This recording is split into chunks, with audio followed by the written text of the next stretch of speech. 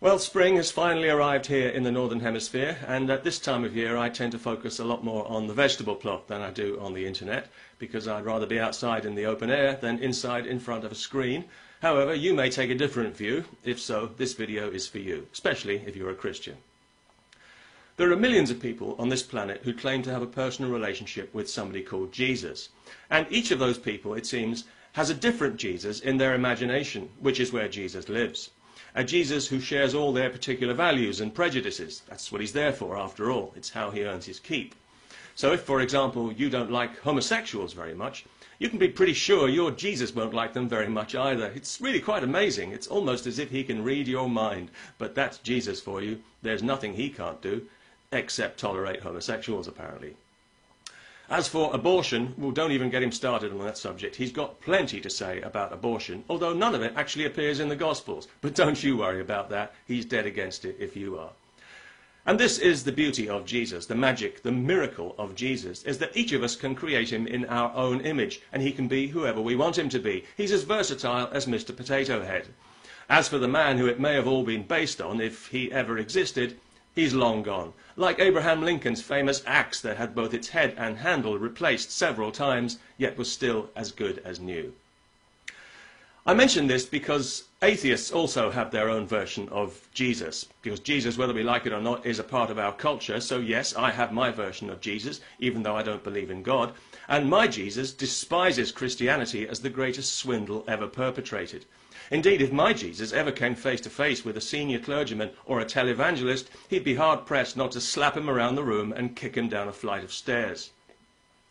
There's a common misconception among Christians that the purpose of their religion is to spread the message of Jesus. In fact, the purpose of Christianity is to suppress the message of Jesus and to swindle you out of the kingdom of heaven.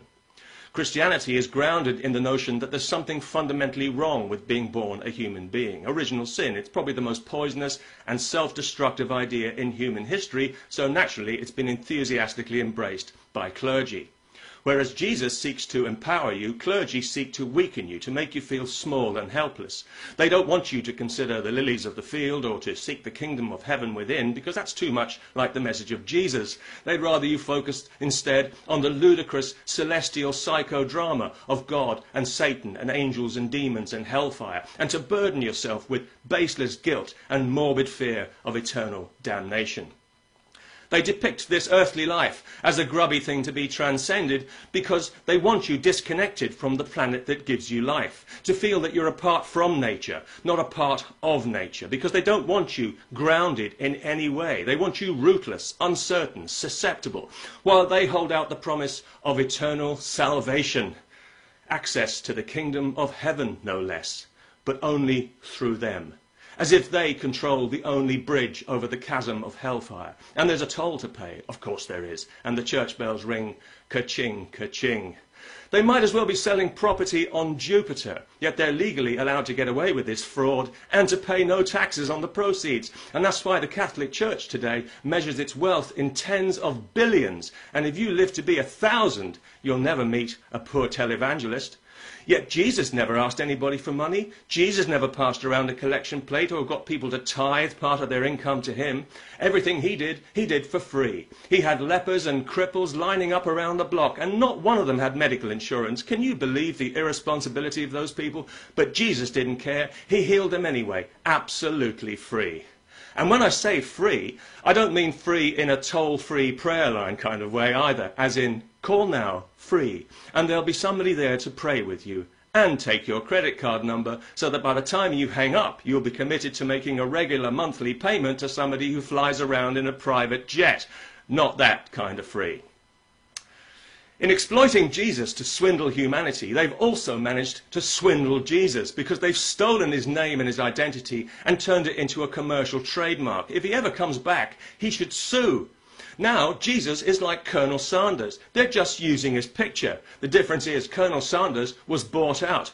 Jesus has been sold out. And so have you, if you're a Christian, because you've been framed for something that you didn't do. If Jesus really was crucified, as per the Gospels, he didn't die for anybody's sins but his own. He died because he posed a threat to a group of people with strongly vested interests and very savage values. You may recall, he told the Pharisees point blank where they could find the kingdom of heaven. Don't look here or there, he said, look within.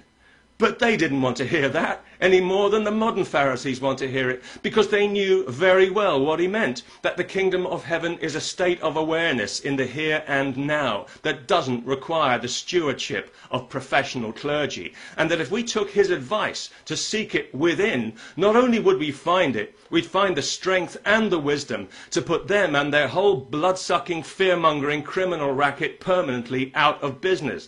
And because they lived in the kind of brutal society where they could have him put to death for his words, that's exactly what they did, just as they would today in certain Muslim countries. But you don't have to feel guilty about it, because you weren't there. You had no opportunity to influence events. You are entirely blameless, and the only guilt that you need to feel is maybe a little passing sheepish embarrassment at ever having fallen for this insulting nonsense in the first place. Anyway, that's enough from me. I'm going back outside now to consider the lilies of the field and to plant a few potatoes in the good, clean, life-giving earth. Peace.